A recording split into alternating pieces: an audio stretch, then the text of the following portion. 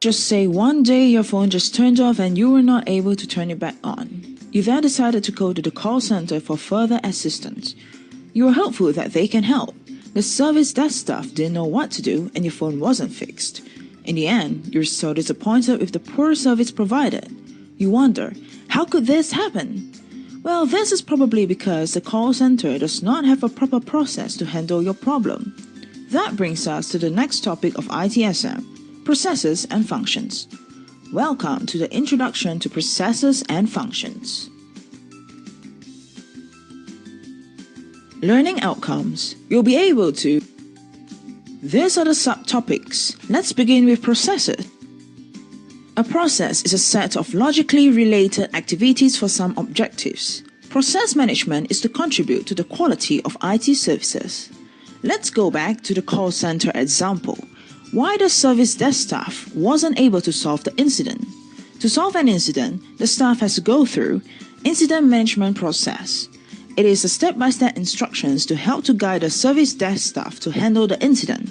In this case, it is your handphone.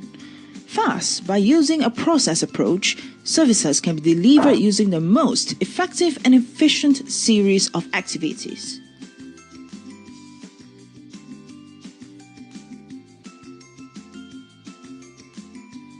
These are the subtopics. Let's begin with processes. Click on the button to find out what a process is.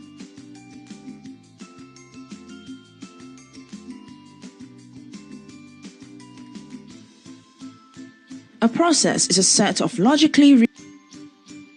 These are examples of other management processes. You may click on each of them for further information. Incident management. It helps to resume the service back to normal. Problem management. It will help to identify the root cause. Change management. It manages changes to the IT services with predictable outcomes.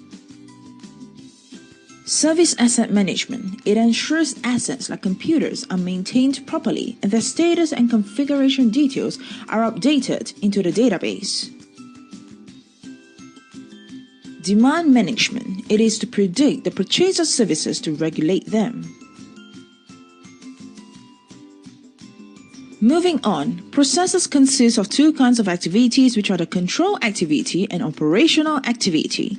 Control activity, tasks related to monitoring and controlling of time.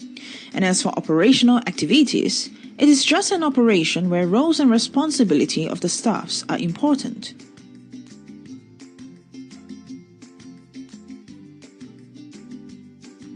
Let's see an example. There's an IT help desk staff and there's a student who needs help to reset her password. The help desk staff will use incident management system to record the details report, which is an operational activity. He recorded his timing he took to solve and close the whole incident, which is a control activity.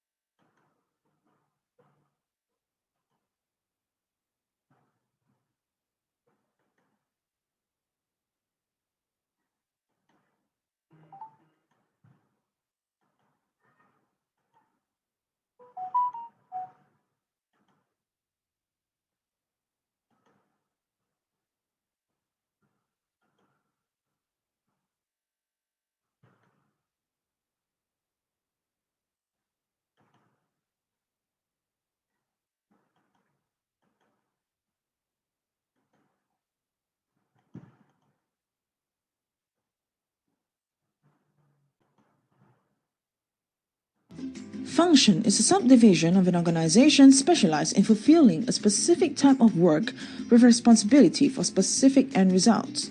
The diagram shows the combination of processes, functions, and roles that allow you to make the best use of service management in the organization.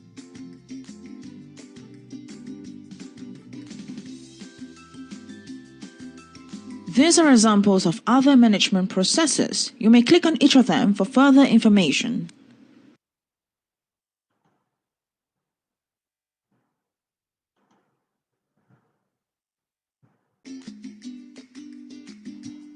have to do. So we can organize functions into a couple ways. One, here's a better example of that kind of generic process model I was alluding to earlier, where we have input that comes into our established set of processes, process activities, functions, and sub-processes. What might some of those be? Well, they might be help desk, or service desk, or customer support, or technical support. The input obviously being questions and queries or complaints that come from an end user or a customer.